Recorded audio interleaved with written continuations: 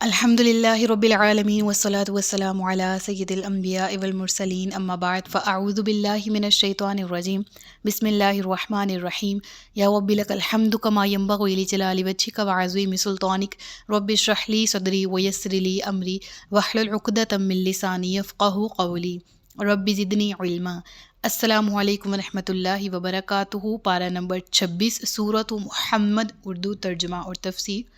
گزشتہ اسباق میں اس کے ابتدائی تعارف کو ہم نے پڑھ لیا۔ آج کے سبق میں اس کی آیت نمبر 1 سے آغاز کر رہے ہیں، جس میں اللہ رب العزت ارشاد فرماتا ہے الذین کفروا وصدوا عن سبیل اللہ اضل اعمالہم۔ وہ لوگ جنہوں نے کفر کیا اور اللہ کی راہ سے روکا، اللہ نے ان کے اعمال برباد کر دیے۔ یہاں پر جو لفظ ہے صد یا صدو سے، یعنی کہ وسودو اور جنہوں نے روکا، اس سے مراد وہ لوگ ہیں کہ جو دو معنی اس لفظ سے نکلتے ہیں۔ اول یہ کہ جو خود بھی راہ حق سے رکے رہے، اور وہ جو کہ راہ حق سے روکنے والے ہیں۔ تو سب سے پہلے بات کر لیتے ہیں کون لوگ مراد۔ وہ کافر، حربی کافر، اور وہ کفر کا پرچم علم بلند کرنے والے ایسے حضرات جو کہ اسلام کی راہوں پر روڑے اٹکانے والے یا اسلام کی مخالفت میں ہر حد تک گر جانے والے ہیں۔ اللہ فرماتا ہے ایسے کافر، وہ جو اللہ کی راہ سے رکے رہیں اور روکے رکھیں دوسروں کو، اضل اعمالہم، ان کے اعمال برباد کر دیے گئے۔ اس لفظ کے بہت سے مفہوم نکلتے ہیں۔ اعمال کی بربادی، فرسٹ آف آل یہ دیکھ لیجئے گا کہ زمانہ نزول اس سورہ کا غزوہ بدر کے قریب ہے، اور دیکھا جائے تو اب مسلمانوں کو میدان جنگ میں اترنے کا علی اعلان حکم مل چکا ہے، اور اذین للذین یقاتلون بانہم ظلموا کے احکامات آ چکے ہیں۔ وہ مسلمان جو مکہ میں ایک بے بسی کی زندگی گزار کے آئے، اب ریاست مدینہ کا آغاز ہوا اور حکم ہو چکا ہے کہ اب اگر کفر کی تلوار تمہارے مقابل میں بلند ہوتی ہے تو تمہیں بھی تلوار کا جواب تلوار سے دینا آنا چاہیے۔ ہاں، تم بھی اب خود پر کیے گئے ظلموں کا بدلہ لے سکتے ہو۔ ہاں، تم خود اسلام کے مخالفین کا مقابلہ کر سکتے ہو مردانہ وار۔ اور یوں ہی ہوا۔ پھر سب سے پہلے بات کر لیتے اضل اعمالہم کی۔ تو یہاں پر اس لفظ کی طرف تعبیر کی جا رہی ہے کہ اگر پس منظر دیکھا جائے کہ مسلمانوں کو اب حکم تو ہو چکا جنگ کا، تو اللہ تعالیٰ نے یہاں پر یہ ذکر کر کے فرمایا کہ اب جو کفر تمام ایک تھا اور اسلام کی شمع کو بجھانے کے لیے لگا ہوا تھا، ان کی تمام تر کوششیں بیکار گئیں، ضائع ہو گئی ان کی وہ کوششیں جو 13 سالہ مکی زندگی میں انہوں نے اسلام کو دبانے کے لیے کیں۔ اور اب کیونکہ مدینہ میں مسلمان مقیم ہیں اور یہاں سے حکم آ چکا جنگ کا، اور حکم آ چکا غزوہ بدر کے بالکل قریب یہ حالات ہیں، تو اللہ تبارک و تعالیٰ نے فرما دیا کہ یہ جنہوں نے ہر طرح کا ظلم کا پہاڑ توڑا، ہر طرح کی مخالفت کی، شعب ابی طالب میں مسلمانوں کو محصور رکھا، بنی ہاشم کو، اور طرح طرح کے کون سی ایسی اذیت ہے جن سے انہوں نے مسلمانوں کو نبردآزما نہ کیا، ایسی کون سی مصیبت ہے کہ جن سے مسلمان گزرے نہیں ان کی وجہ سے۔ اب وہ دور گزر چکا۔ جو ان کی کوششیں تھیں اسلام کو ناکام کرنے کے لیے، جو جتن انہوں نے کیے، حضور صلی اللہ علیہ وآلہ وسلم کے خلاف جو سازشیں انہوں نے کی، شمع اسلام کو گل کرنے کے لیے جو منصوبے انہوں نے بنائے، وہ سب کے سب ناکام ہو کر رہ گئے۔ ان کی ساری کوششوں کے باوجود اسلام کا آفتاب اقبال بلند ہوتا گیا۔ قدم قدم پر ان کفار کو منہ کی کھانی پڑی اور ان کی ہر تدبیر الٹی ہو گئی، اور اسی تدبیر کے رائگاں جانے کا ذکر یہاں پر ہے۔ اضل اعمالہم، یعنی ان کے ہر عمل، ہر کوشش، ہر انیشیٹو جو انہوں نے لیا، اور ہر طرح کی جس حد تک وہ چلے گئے، وہ تمام کے تمام امور ان کے ضائع گئے، کیونکہ اسلام کی شمع کو یہ گل نہ کر سکے۔ اور دوسرے نمبر پر اس آیت کا مفہوم یہ نکلتا ہے کہ وہ لوگ جو حق کو قبول نہیں کرتے اور باطل سے چمٹے رہنے پر اصرار کرتے ہیں، وہ دن بدن برائیوں میں مبتلا ہوتے چلے جاتے ہیں۔ پہلی خرابی اور پہلی بربادی تو ان کے لیے یہ کہ وہ اپنی ہی زندگی کو نور ہدایت سے محروم رکھتے ہیں اور خود اندھیرے میں رہنا پسند کرتے ہیں۔ ساری عمر ٹھوکریں کھاتے ان کی گزر جاتی ہے۔ اور پھر دوسری خرابی یہ کہ ان کا وجود دوسرے لوگوں کے لیے باعث گمراہی بن جاتا ہے. خود تو گمراہی میں ہیں ہی، لیکن اپنے وجود کی وجہ سے دوسروں کو بھی گمراہی میں رکھتے ہیں. تو اللہ تبارک و تعالیٰ فرماتا ہے کہ ایسے لوگوں کے بارے میں اضل اعمالہم، ان کے اعمال ضائع اور رائے گاں، انہیں کامیابی اور کامرانی نصیب نہیں ہوتی. بظاہر وہ جو بھلائی کے کام بھی کریں، آخرت میں انہیں ان کا کوئی صلہ نہیں ملنے والا. نہ انہوں نے رضائے الہی کے لیے کوئی قدم اٹھایا، اور نہ ہی رضائے الہی کی سعادت سے انہیں نوازا گیا اور نہ ہی نوازا جائے گا. دنیا میں شہرت، نیک نامی، کاروباری ترقی وغیرہ جو چیزیں انہیں مطلوب تھیں وہ دے دی گئیں، لیکن ما لہم فی الآخرۃ من خلاق، آخرت میں ان کے لیے بربادی ہے، کوئی خیر کا حصہ نہیں ہے. اس کے برعکس ذکر ہوتا ہے اہل ایمان کا، والذین آمنوا وعملوا الصالحات وآمنوا بما نزل علی محمد وهو الحق من ربهم کفر عنہم سیئاتہم واصلح بالہم. سبحان اللہ. یہاں پر جو ذکر ہے اہل ایمان کا، یعنی وہ مسلمان جو ستائے گئے، وہ مسلمان جو مکہ کی 13 سالہ زندگی میں اپنے عزیز و اقارب کو کھوتے گئے، اپنے اہل ایمان بھائیوں کو کھوتے گئے، اور ایک ایک کر کے ان کے اہل ایمان مسلمان بھائی بہن قبیلے والے طرح طرح کی آزمائشوں میں مبتلا ہوتے گئے، اور ان میں سے بہت سے اپنی جان بھی گنوا بیٹھے جن کو شہادت کا درجہ حاصل ہوا. تو اللہ تبارک و تعالیٰ فرماتا ہے کہ یہاں پر ان لوگوں کا پہلے ذکر ہوا جن لوگوں نے کفر کیا، ان کے اعمال کی بربادی کا، ان کی کوششوں کے رائے گاہ جانے کا، اور یہاں پر اب مسلمانوں کو ذکر کیا جا رہا ہے ان کے لیے کیا ریوارڈ ہے. وہ لوگ جو ایمان لائے اور نیک اعمال کیے، اور ایمان لائے اس پر جو کہ نازل کیا گیا محمد صلی اللہ علیہ وآلہ وسلم پر، وہو الحق، اور وہی حق ہے، من ربہم، رب کی طرف سے، ان کے رب کی طرف سے. اب یہاں پر مراد، اب میں یہ آیت کا ترجمہ پڑھ رہی تھی اور میرے سامنے غزہ کے لوگ، فلسطین کے لوگوں کا چہرہ اور وہ حالات آج کے دور کے حوالے سے، یہ 2023 ہے، 5 دسمبر، میری نظروں کے سامنے ہیں وہ سارے حالات. یعنی وہ لوگ جو ایمان لائے، نیک اعمال کیے، ایمان لائے محمد صلی اللہ علیہ وآلہ وسلم پر جو کلام نازل ہوا، جو حق ہے رب کی طرف سے، کفر عنہم سیئاتہم، اللہ تبارک و تعالیٰ فرماتا ہے اللہ نے ان کی برائیاں مٹا دیں، وَأَصْلَحَ بَالَهُمْ، اور ان کی حالتوں کی اصلاح فرمائی. بہت غور طلب آیت ہے. فرسٹ آف آل یہ کہ پہلی میل کچیل صاف، ایمان لاتے ہی سارا پچھلا ڈیٹا کلیئر، ساری ہسٹری صاف.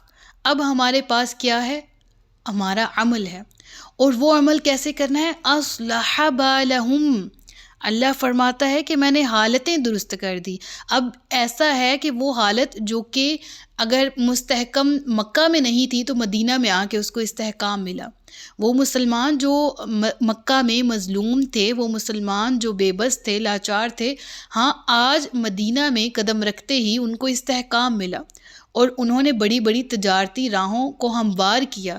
انہوں نے ملک اور بیرون ملک، جزیرہ نما عرب اور اس سے باہر ہر جگہ پر انہوں نے تجارتی چھاونیاں قائم کیں اور ایک اپنے نام کا سکہ منوایا. تو اس لحاظ سے بھی ان کو استحکام ملا. اور دوسرا یہ ایمان کو، اہل ایمان کو استحکام اس وجہ سے ملا کہ پھر مدینہ میں داخل ہونے کے بعد اسلام پھیلتا گیا، اور کریا کریا بستی بستی اسلام کا پرچم بلند ہوتا گیا، اور لوگ دور دور سے آتے اور نبی کریم صلی اللہ علیہ وآلہ وسلم سے بیعت لیتے اور آپ کے ہاتھوں کلمہ پڑھ کر اسلام کو قبول کر لیتے.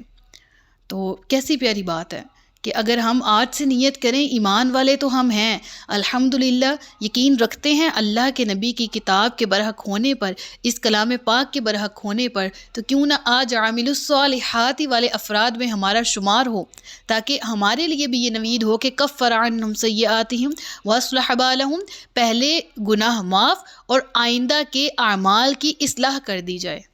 یعنی کہ گزشتہ گناہوں سے چھٹکارا اور آئندہ زندگی کی اصلاح. اس کے علاوہ اور ایک بندہ مومن کو کیا چاہیے؟ ذالک بأن الذین کفروا اتبعوا الباطل وان الذین آمنوا اتبعوا الحق من ربہم. اس کو سورہ بنی اسرائیل کی آیت کے ساتھ جوڑ دیجئے کہ اللہ تعالیٰ اس آیت میں فرماتا ہے کہ حق آ گیا اور باطل مٹ گیا، بے شک باطل کو مٹنا ہی تھا۔ وہ آیات فتح مکہ کے قریب حضرت خالد بن ولید اپنی زبان سے پڑھتے جا رہے ہیں اور بتوں کو گراتے جا رہے ہیں اور یہ تلاوت اپنی زبان سے کرتے جا رہے ہیں۔ حق آ گیا، باطل مٹ گیا، بے شک باطل تو تھا ہی مٹنے کے لیے۔ اب آ جائیں اس آیت پہ، ذَلِكَ بِأَنَّ الَّذِينَ كَفَرُوا اتَّبَعُوا الْبَاطِلَ، یہ سب یوں اس لیے ہوا کہ جنہوں نے کفر کیا وہ باطل کی پیروی کرتے تھے، اور جو ایمان لائے وہ حق کی پیروی کرتے تھے جو ان کے رب کی طرف سے تھا۔ كَذَلِكَ يَضْرِبُ اللَّهُ لِلنَّاسِ أَمْثَالَهُمْ، یوں ہی اللہ بیان فرماتا ہے مثالیں، یا کہہ سکتے ہیں اس طرح اللہ بیان کرتا ہے لوگوں کے لیے ان کے حالات۔ پھر اس کے بعد ذکر ہوتا ہے میدان جنگ میں اپنانے والی حکمت عملی کے بارے میں۔ اب مسلمانوں کو حکم ہوا کہ جو وقت گزرنا تھا وہ گزر چکا، جو حالات تم دیکھ آئے وہ تم جن میں ثابت قدمی کے ساتھ رہے تم ان حالات سے نکل آئے ہو۔ ہاں اب اگر جنگی حالات سامنے آ ہی چکے ہیں، اب اگر وہ حالات بن ہی چکے ہیں کہ کفر سے مقابلہ کیا جائے، تو جب کافروں سے تمہارا سامنا ہو تو ان کی گردنیں اڑا دو۔ ذکر ہوتا ہے فَإِذَا لَقِيتُمُ الَّذِينَ كَفَرُوا فَضَرْبَ الرِّقَابِ، پھر جب تمہاری ملاقات ہو، پھر جب تمہارا سامنا ہو کافروں سے، فَضَرْبَ الرِّقَابِ، تو ان کی گردنیں اڑا دو۔ دیکھیں جو روب اور جلال اس لفظ میں ہے نا، ضرب الرقاب، وہ فَقْتُلُوهُمْ کے الفاظ میں نہیں ہے۔ لہٰذا یہاں پر مسلمانوں کو ایک طرح سے بہت لیول کی موٹیویشن دی گئی ان الفاظ کے ذریعے۔ اور کیا ہوا کہ پہلے کفار کے جو جاہلانہ طرز عمل تھا ان کا مسلمان سامنا کرتے آئے، اور فرزندان اسلام حق کی بلندی کے لیے ہمیشہ اقدام اٹھاتے رہے۔ اب مسلمانوں کو حکم دیا جا رہا ہے کہ جنگ کے بغیر اگر کوئی چارہ نہ رہے تو پھر سستی سے، کوتاہ اندیشی سے یا بزدلی کا مظاہرہ نہیں کرنا، بلکہ بڑی جرت اور بہادری سے باطل کے ساتھ ٹکرنا ہے، اور جب ٹکرانا ہے تو سر دھڑ کی بازی لگا دینا ہے۔ اس وقت رحم اور شفقت کا اظہار کمزوری اور ضعف کی علامت ہے۔ جو کافر سامنے آئے اس کی گردن اڑا کر رکھ دو، باطل کا کوئی سرغنہ تمہاری ضرب سے جان بچا کر بھاگ نہ جائے۔ ایسے موقع بار بار میسر نہیں آتے۔ دشمن کی طاقت کو کچل کر رکھ دو تاکہ وہ پھر سر اٹھانے کے قابل ہی نہ رہے۔ اور ان الفاظ کو اس چیز سے تعبیر کیا گیا فَضَرْبَ الرِّقَابِ، گردنیں اڑا دو۔ یہاں گردنیں اڑا دو سے مراد ان کی طاقت کو ختم کرنا بھی ہے، یعنی تمہارے دل میں ذرہ برابر بھی کسی کے لیے رحم نہ آئے۔ اور یوں ہی ہوا کہ پھر جب غزوہ بدر ہوا تو عمر کے سامنے ان کے ماموں بھی آئے، اور ماموں کیونکہ کافر تھے جنگ کی گئی۔ اور پھر اگر بلال حبشی کو دیکھا جائے تو ان کا جن سے ان کو آزاد کرایا گیا تھا امیہ بن خلف، ان کا مالک تھا۔ اب اپنے مالک کو اپنے سامنے دیکھتے ہیں اور ان کو جہنم واصل کر دیتے ہیں۔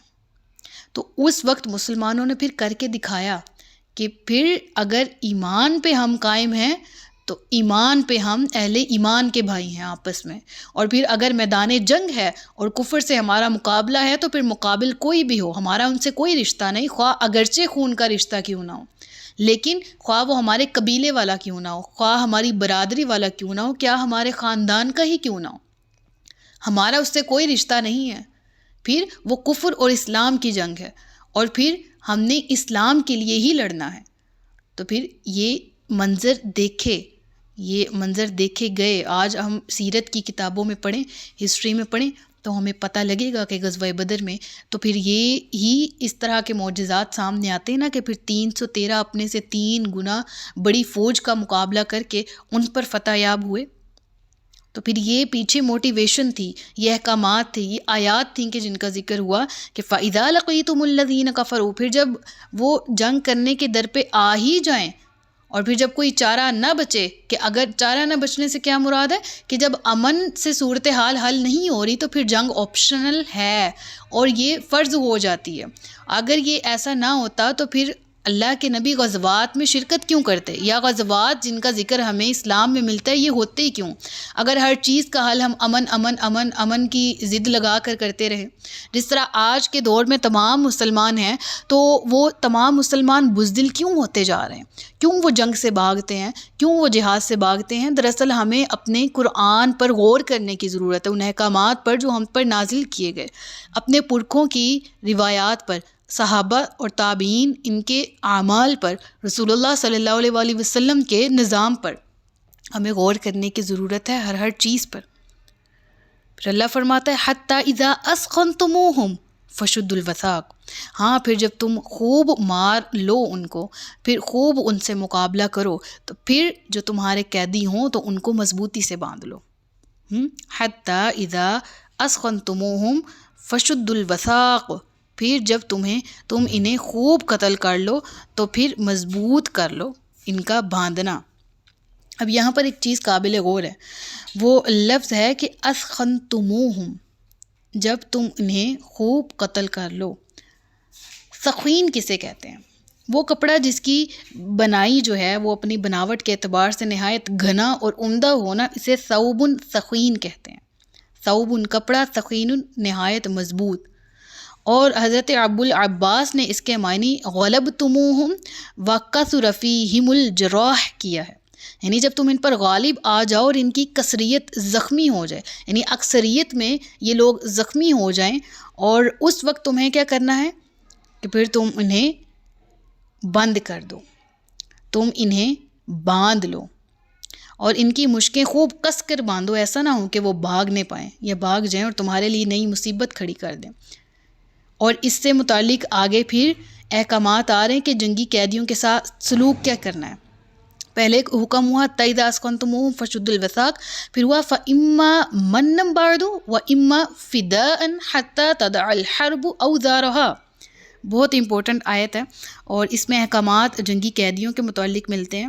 وہ ذکر یہ ہے کہ اس کے بعد پھر چاہے احسان کر کے چھوڑ دو یا فدیہ لے لو، یہاں تک کہ لڑائی اپنے بوجھ رکھ دے۔ حتیٰ تضع الحرب اوزارہا، یعنی یہاں تک کہ جنگ اپنے ہتھیار ڈال دے۔ اوزارہا، اوزار جو ہے وہ ہتھیار، ویپنز کو بھی کہا جاتا ہے، زور اور طاقت کو بھی، بوجھ سے اس کو اسی لیے تعبیر کیا گیا کہ یہاں تک کہ پھر دشمن کی جو ہتھیار ہیں وہ اپنے ڈال دیں۔ ٹھیک ہے، کیا کرنا ہے تب تک؟ دیکھیں، اول تو جب پھر جنگ سامنے آئے تو پھر کوئی رشتہ دار نہیں ہے، پھر یا اسلام ہے یا دوسری طرف باطل کفر ہے، یا حق ہے یا باطل ہے۔ پھر جب لڑو خوب قتل کرو، اور پھر ان میں سے قیدی بناؤ۔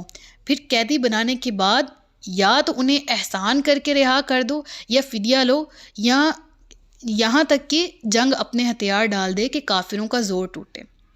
دو آپشن دیے گئے کہ رہا کر دیا جائے یا ان کے ساتھ فدیہ والا معاملہ کیا جائے۔ قرآن کریم میں ہمیں دونوں طرح سے آیات ملتی ہیں کہ ہمیں دیگر صورتوں میں اس چیز کے متعلق آگاہی ملتی ہے کہ اللہ کے نبی نے فدیہ بھی لیا جنگی قیدیوں سے، اور ان کو فدیہ کر کے لے کے رہا بھی کیا گیا۔ اور اس کے علاوہ قیدیوں کو ایکسچینج کرنے والے معاملات بھی ہمیں ملتے ہیں۔ اس کے علاوہ اگر ہم دیکھیں تو احسان کرنے کا یہ طریقہ ہمیں سنت رسول صلی اللہ علیہ وآلہ وسلم سے بھی ملا کہ اللہ کے نبی صلی اللہ علیہ وآلہ وسلم نے بہترین حکمت عملی کے تحت مختلف طریقے اپنائے، اور ایسے واقعات ہمیں ملتے ہیں کہ جہاں عہد صدیق میں، عہد فاروق رضی اللہ تعالیٰ عنہ میں ہم دیکھیں تو ہمیں یہ ملتا ہے کہ انہوں نے جنگی قیدیوں کو آزاد کر دیا۔ ہاں، احسان کر کے آزاد کرنے میں یہ چیز بھی مراد آتی ہے، جیسے بدر کے قیدیوں کو تو قید کیا گیا اور کہا کہ اس کے بدلے میں تم ہمارے بچوں کو پڑھنا لکھنا سکھاؤ، تم پڑھنا لکھنا سکھاؤ گے تو یہی تمہارا فدیہ ہے۔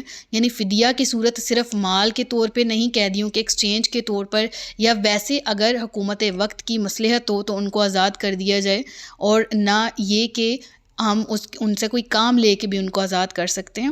تو الغرض یہ کہ یہ ایسا وائڈ ٹاپک ہے کہ اس پہ مختلف فقہا اور مفسرین نے مختلف آراء پیش کی ہیں، اور ان تمام کا جو سمری ہے وہ اس الفاظ میں خلاصہ کلام یہ ہے کہ اسیران جنگ کا معاملہ حکومت وقت کی حکمت پر موقوف ہے آج کے دور میں۔ ٹھیک ہے، یعنی جتنے بھی طریقے ہیں قیدیوں سے متعلق کہ جہاں پر قیدیوں کو ایکسچینج کیا گیا، قیدیوں کو رہا کیا گیا، قیدیوں سے کوئی کام لیا گیا اور اس کے بدلے میں ان کو رہا کیا گیا، یا فدیہ لیا گیا ان سے، ٹھیک ہے، تو اس صورت میں ان کو رہا کر دینا جائز ہے۔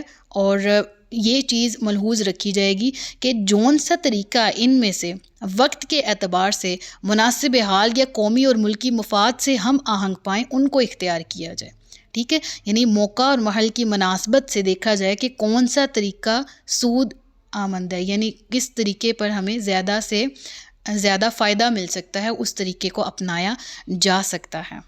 اور ایک چیز یاد رکھی جائے کہ اگر قیدیوں کو آزاد کرنا مصلحت ملکی کے خلاف ہو اور مشرکین فدیہ دینے کے لیے بھی تیار نہ ہوں اور مسلمان جنگی قیدیوں کے ساتھ تبادلہ کی بھی کوئی صورت نہ ملے انہیں، تو اس سمیت اگر کوئی بھی سچویشن نہیں نہ بن رہی تو ان قیدیوں کو ہمیشہ کے لیے قیدی نہیں بنایا جائے گا، بلکہ انہیں پھر غازیوں میں تقسیم کر دیا جائے گا اور ان کو عملی زندگی میں بھرپور حصہ لینے کی اجازت ہوگی، اور وہ اپنے مالک کی اجازت سے کاروبار وغیرہ میں بھی حصہ لے سکتے ہیں، ٹھیک ہے، یعنی ان ساری سچویشنز میں سے کوئی بھی سچویشن سامنے نہیں آتی۔ فار ایگزامپل مشرکین ہیں، وہ فدیہ دینے کو تیار نہیں ہوتے سامنے والا گروپ، یا ہمارے پاس ان کے پاس ہمارے قیدی موجود نہیں ہیں، ہم ایکسچینج بھی نہیں کر سکتے، یا ایسا ہو کہ اگر وہ ان کو رہا کرنا ملک کی مصلحت میں نہ آتا ہو تو پھر ان کو رہا بھی نہیں کیا جائے گا ان تمام صورتوں میں، اور پھر ان کو تقسیم کر دیا جائے گا اگر اس دور کے حوالے سے دیکھا جائے غازیوں میں، اور پھر ان کو بھرپور طریقے سے زندگی گزارنے کا حق ہے ایز انڈر، جن کے انڈر وہ موجود رہیں گے، ٹھیک ہے۔ تو پہلے جنگی حکمت عملی کا ذکر ہوا اور فدر بالرقاب کہا گیا، پھر اس کے بعد قیدیوں کو قید کرنے کا طریقہ اور پھر اس کی صورتحال کہ کس طرح سے کس طریقے سے آزاد کیا جائے یا نہ کیا جائے، تمام چیزوں پہ مصلحت دیکھی جائے گی اور فائدہ اور نفع دیکھا جائے گا۔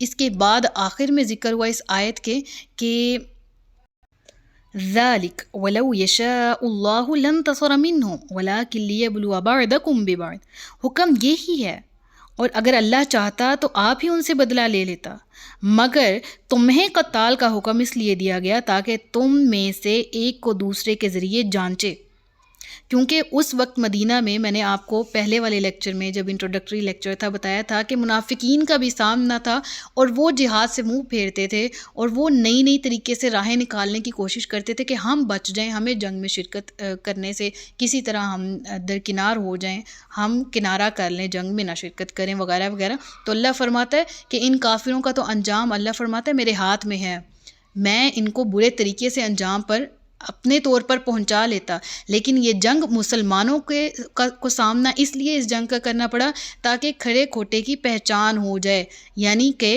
حجت قائم ہو جائے ان تمام کے درمیان کہ جو منافقین ہیں اور جو مسلمان ہیں، ٹھیک ہے، یعنی اللہ تبارک و تعالیٰ فرماتا ہے کہ اللہ تبارک و تعالیٰ چاہتا تو تمہیں زحمت جہاد نہ دیتا اور خود بخود ان سرکشوں کا غرور خاک میں ملا دیتا، لیکن اس کی حکمت کا تقاضا یہی ہے کہ اہل حق کو سر بلند کرنے کے لیے سر در کی بازی لگا دیں، کفار اور منکرین باطل کا بول بالا کرنے کے لیے اپنا سب کچھ داؤ پر لگا دیں، اور پھر بھی وہ مٹی میں ان کے ارادے مل جائیں اور سب دنیا کو پتہ چل جائے کہ مومن اور کافر میں کتنا فرق ہے، مومن اور منافق میں کتنا فرق ہے، مومن کا مقصد حیات کتنا بلند اور ایک کافر کا مقصد حیات کتنا ذلیل تر ہے۔